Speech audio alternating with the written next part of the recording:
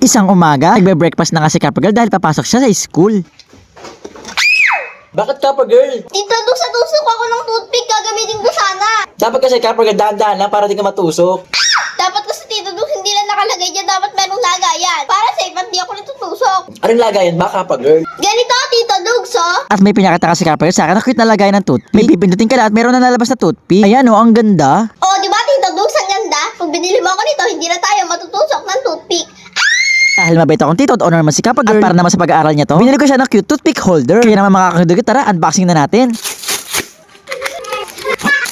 So mga kadugi, ito lang pala mga parts niya. Sobrang excited ko, dinikit ko na itong cute na mukha. At diniinan ko talaga ng todo para di matanggal. At inalis ko na itong takip para malagay ko na yung mga toothpick. At tapos ay sinarado ko na ulit para masubukan. Pero doon lang pala siya, pipindot-pindutin lang at meron lang lalabas na toothpick. Oh, diba sobrang galing, tapos sobrang cute pa. Ang ganda kasi makakakuha ng toothpick na hindi pa nahawakan ng iba. Sigurado ko pag nakita to ni Kappa Girl, talagang tuwang-tuwa yun. Oh Kappa Girl, ito na yung toothpick na pinapabili mo sa akin.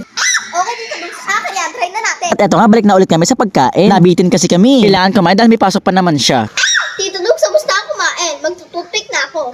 Pipindutin ko na. Okay Kappa Girl, try mo na. Wow, ang ganda! Hindi na ako natusok. O diba Kappa Girl, ang ganda? Pipindutin na rin natin para binabas na toothpick. Oo nga, Tito Duk, ang ganda. Okay, Tito Duk, sa akin ito, papasok na sa school. Papakita ko to sa mga classmates ko. Bye! Okay Kappa Girl, ingat. Isang umaga, may nag-comment nga pala sa akin. Ang sabi niya, lagi mo na lang in-orderan si Kappa Girl. Hindi na kita idol. Magiging idol ulit kita pag si Mama Dukes naman in-orderan mo. Sa bagay, tama naman siya. Si Mama Dukes naman, ano kaya gusto niya? Tinanong ko si Mama Dukes, ang gusto nga pala niya ay itong kitchen storage. Gamit na kasi sa bahay, kaligayahan ni Mama Dukes. Dahil mabait akong anak at paglihin niya ako kay Daniel Padilla. At gamit naman to sa bahay. Bumili ako ng kitchen storage na gusto niya. Kaya naman mga kadugyot, tara, unboxing na natin.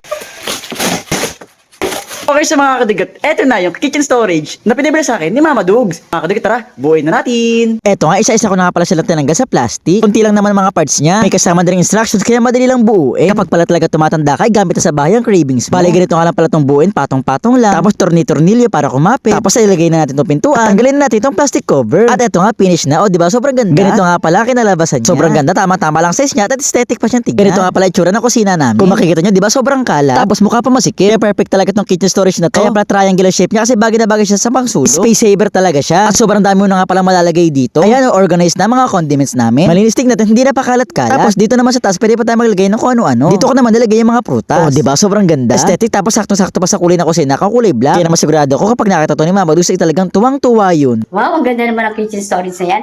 Alisin mo ang laman at aalis ako, papakita ko sa mga kumari ko. Okay Mama Dugs, ingat.